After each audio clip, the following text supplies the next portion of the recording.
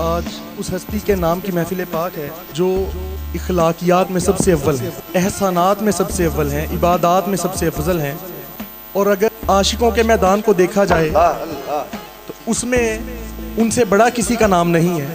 تصوف کی بنیاد جس نے ڈالی، بانی تصوف کہہ لیں، وہ بھی صدیق اکبر ہی ہیں۔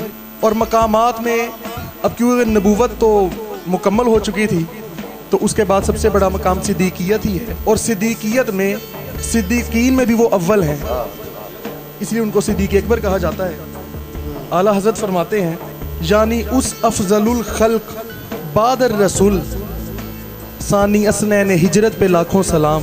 اور اس کی تضمین اعلیٰ حضرت کے پوتے نے لکھی ہے، وہ لکھتے ہیں جلوائے مشعل تابنا کے سبل وہ ستان نبی کا مہک بار گل بعد محبوب حق شاہ مخلوق کل یعنی اس افضل الخلق بعد الرسول ثانی اسنین ہجرت پہ لاکھوں سلام۔ تو ایک جگہ میں نے پڑھا کہ کہیں کوئی کتاب پڑھ رہا تھا تو اس میں لکھا تھا، اس میں یہ چیزیں لکھی تھی کہ کس ہستی کو کون سی سعادت سب سے پہلے حاصل ہوئی۔ تو اس میں ایک جملہ میری نظر سے گزرا، اس میں لکھا تھا کہ اسلام کی سب سے پہلی مسجد بنانے کا جو شرف ہے۔ تو یہاں میں رک گیا اور اچانک میرے گمان گزرا کہ یہ جملہ پتہ نہیں لکھنا چاہیے تھا یا نہیں لکھنا چاہیے تھا۔ تو پھر یہ جملہ مجھے میرے ذہن میں یوں آیا کہ لکھنا یہ چاہیے تھا کہ اسلام کو یہ شرف حاصل ہے کہ اس کی سب سے پہلی مسجد صدیق اکبر نے بنوا کے دی۔ یہ صدیق اکبر کو شرف حاصل نہیں ہے کہ مسجد انہوں نے بنوائی تھی، مسجد کو شرف حاصل ہے، یہ مسجد کو شرف حاصل ہے کہ صدیق اکبر نے بنوایا تھا اسے۔ کیونکہ جو ان کی سعادت ہے، یہ کہنا کہ ان کو سعادت ملی، ان سے جو چیز منسلک ہو جائے سعادت تو اس کو ملتی ہے۔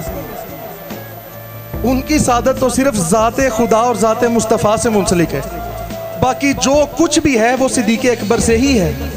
خواہ وہ کوئی ولی ہو، کوئی شہید ہو، کوئی مسجد ہو، کوئی حتیٰ کہ کوئی صحابی ہو، ان کو جو نسبت صدیق اکبر سے حاصل ہے وہ ان کے لیے سعادت ہے۔ اور اتنی چھوٹی سی بات کہنا کہ مسجد بنانے کا شرف ان کو حاصل ہوا، ان کی تو سعادتیں جو ان کو شرف حاصل ہوئے وہ تو کچھ اور ہی ہیں، وہ تو کچھ اور ہیں۔ سیدنا صدیق اکبر وہ واحد صحابی ہیں کہ جنہوں نے رسول اللہ کا ماتھا چوما ہے، یہ ان کا شرف ہے۔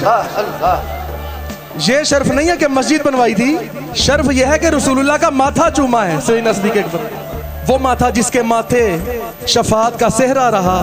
اس جبین سعادت پہ لاکھوں سلام، اس جبین سعادت پہ لب صدیق اکبر لگے ہیں، اس ماتھے کو چھوا ہے، چوما ہے صدیق اکبر کے لبوں نے، یہ سعادت ہے۔ سعادت ان کی یہ ہے کہ ساری کائنات کے مومنوں کی ماں ان کی بیٹی ہیں، یہ ان کی سعادت ہے۔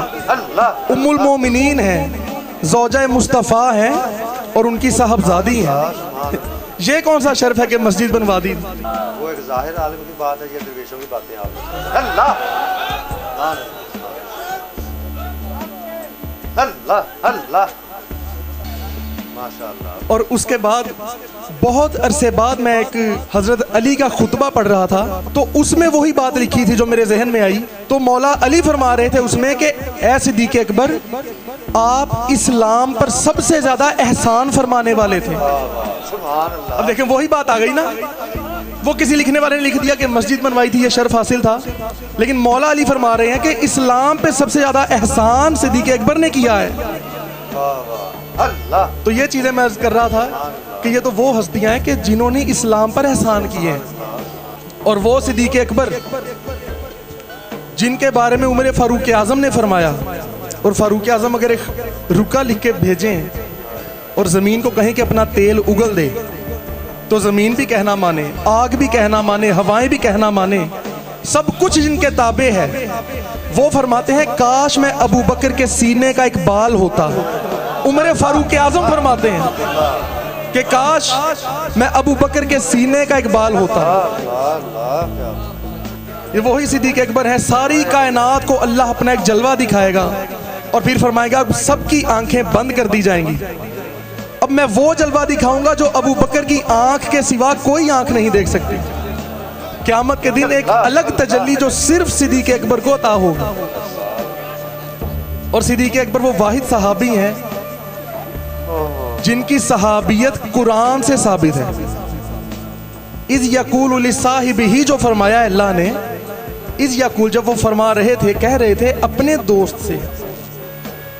تو یہ جو صاحب ہی کا لفظ آیا ہے یہ صحابیت پر دلالت کرتا ہے. وارث مصطفیٰ، آئینہ مصطفیٰ، شہنشاہ صداقت پہ لاکھوں سلام، اور وہ فنا فی النبی ظاہری باطنی، اس حبیب محمد پہ لاکھوں سلام.